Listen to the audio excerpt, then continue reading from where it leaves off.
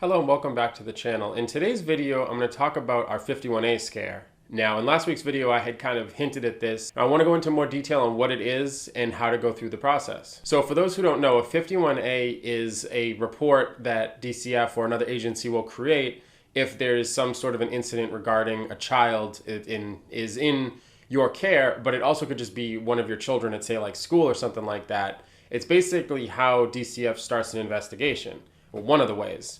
Now, in our case, what had happened was there was a child who was in our care, and they made accusations that were, of course, found not to be correct or not to be true, but they have to at least look into it. Now, in our case, it was screened out. What that means is DCF looked at it, they found no evidence, stories and stuff didn't line up, it was a whole mess, and at the end of the day, they found that there was no issue, so they close it.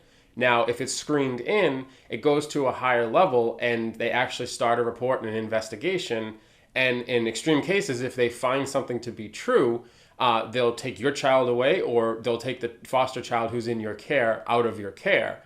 Obviously, I've mentioned in other videos, and it kind of goes without saying, the child's well-being is the most important element of all of this. Now, the reason this was a bigger deal for us was, of course, partially because it's scary to have something be said that wasn't true, but it was our first placement, and it almost caused us to no longer want to be foster parents. And the reason that I say that isn't because I want you to be scared away from being foster parents. It's because, things can happen, and you just have to look at the bigger picture. You have to look at why you're doing this.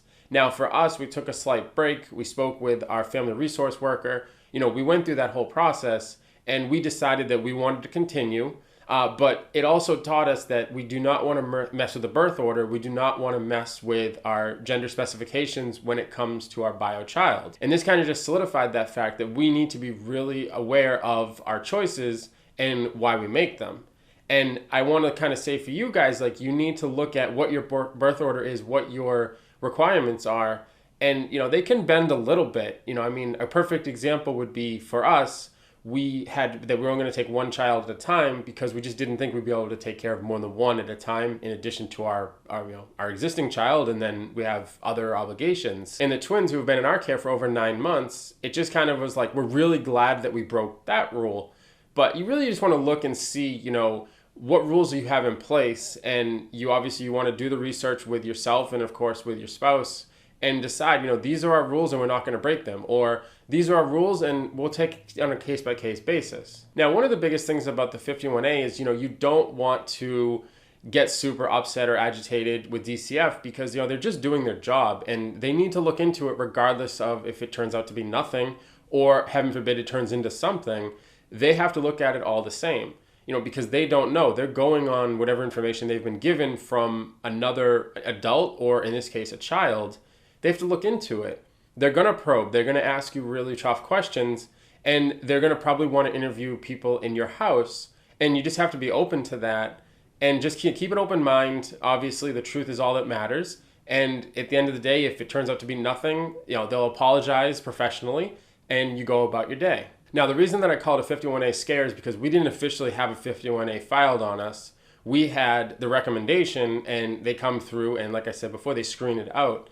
If you actually have a 51A, there are ramifications in terms of being a foster parent. And of course, those are going to vary by jurisdiction, but you want to go ahead and look in your local agency, and just ask. You'll probably ask in class as well, and you'll be, to be taught in class. You want to check with your local jurisdiction in regards to what happens if a 51A is filed.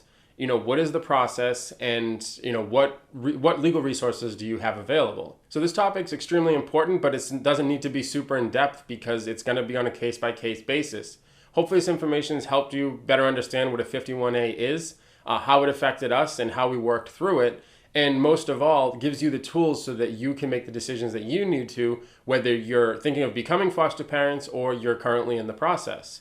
Now, if you're in the process and you have any questions on that, definitely leave a comment below. I have additional videos that I will link up here in regards to, starting classes, what happens after class, and then a little bit of our story on why we became foster parents. So next week's video is going to be a continuation of our story in regards to the twins that are in our care and what's happening with that and why it's new territory for us yet again.